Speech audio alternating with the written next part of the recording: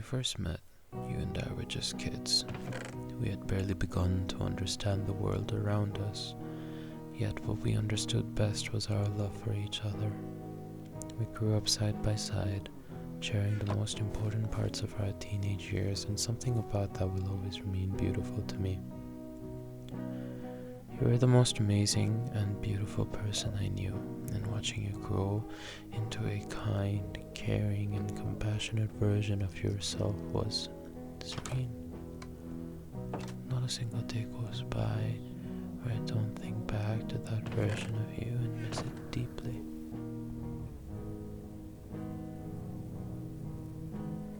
You were always passionate about us. I admired the flame you carried for what we had and how wholeheartedly you loved. You would spend hours looking at the calendar, hoping that one of our anniversaries might land on a holiday so that we could plan to meet each other. I still remember how awkward we were on our first date, too afraid to even walk together.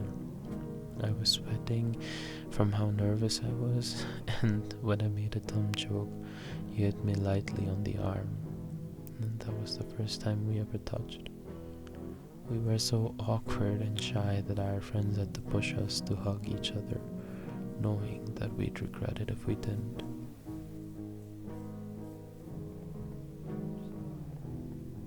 You cared for me in a way that felt effortless yet profound. If I was even slightly off, you'd notice immediately and ask if everything was okay.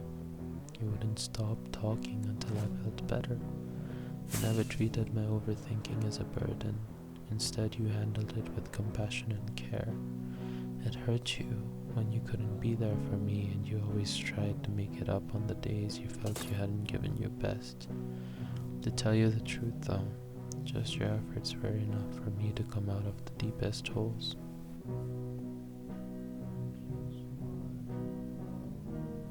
I loved everything about you. To me, you were the most beautiful person in the world. I loved how tightly you hugged me every time we met, how your hair smelled, and how warm my hands felt when they held yours. I loved how you woke up early to wish me a good day, how we had our little goodnight ritual, and how you'd leave voicemails on my phone whenever I was late coming home.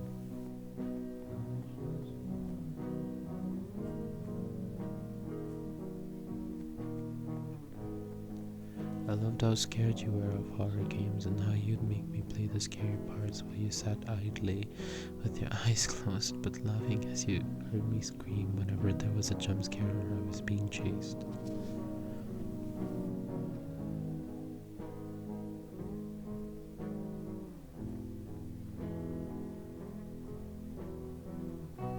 But there's nothing left of that version of you now.